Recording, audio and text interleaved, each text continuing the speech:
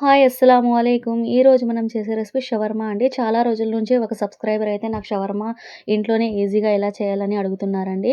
నేనైతే సింపుల్ వేలో ఎలాంటి ఈస్ట్ వాడకుండా, మయోనీస్ వాడకుండా ఇంట్లో ఉండే వాటితోనే హెల్తీగా చేసుకోవచ్చండి. పిల్లలు కూడా ఇష్టంగా తింటారు.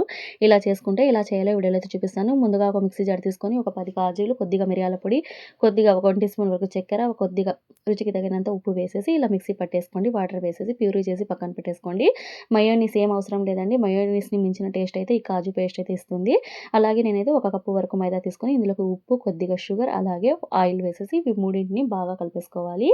ముందుగా ఇలా స్మూత్‌గా అన్నిటిని కలిపేసుకున్న తర్వాత ఇప్పుడు కొద్దిగా పాలను వేసుకుంటూ కలుపుకోండి. వాటర్ వాడొద్దండి. పాలు వేసుకోండి. స్మూత్‌గా ఉంటుందండి. అసలు మీరు ఈస్ట్ వాడకుండా ఫర్మెంటేషన్ ఏమి అవసరం లేదండి. ఇలా మెత్తగా బాగా కలిపేసుకొని బాగా ఇలా ఒక 15 నిమిషాల పాటు పక్కన పెట్టేసుకోండి. అంతేనండి. ఇలా పిండి కూడా రెడీ అయిపోయింది. ఇప్పుడు స్టఫింగ్ కోసం ఇలాగే ఉల్లిపాయ ముక్కలు, గ్రీన్ క్యాప్సికమ్, రెడ్ క్యాప్సికమ్ తీసేసుకున్నాను. చికెన్ కబాబ్ అండి. లెంతీగా ఉంటుంది కాబట్టి నేనేం చూపియడం లేదు. Chicken kebab as it is ఎలా చేస్తామో ఉప్పు, కారం, పసుపు, అల్లం వెల్లిగడ్డ పేస్ట్ వేసి ఇలా కబాబ్ వేసి పక్కన పెట్టేసుకున్నానండి. ఇలా గట్టి పీసెస్ తీసేసుకోండి. తినేటప్పుడు బాగా స్మూత్ గట్టిగా ఉంటుంది.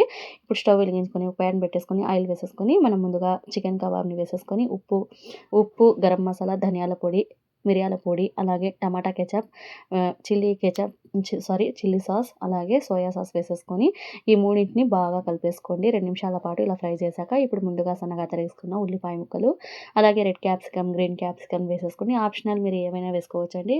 మెయిన్‌గా ఈ 2 ఉంటే చాలండి. క్యాప్సికము, ఉల్లిపాయ ముక్కలు ఇలా ఫ్రై చేసుకోండి. ఎక్కువగా కాకుండా ఇలా పచ్చిగానే ఉల్లిపాయలు, క్యాప్సికమ్ ఉన్నట్లు చూసుకోండి. ఇప్పుడైతే పిండిని మరోసారి ఇలా బాగా మెత్తగా చేసేసుకొని నేనైతే 4 వచ్చినాయండి ఒక కప్పు మైదాకి. బయట కొనుక్కుంటే 120 రూపీస్ చార్జ్ చేస్తారు. ఇలా బాగా చపాతీలాగా పల్చగా తిక్కేసుకోండి.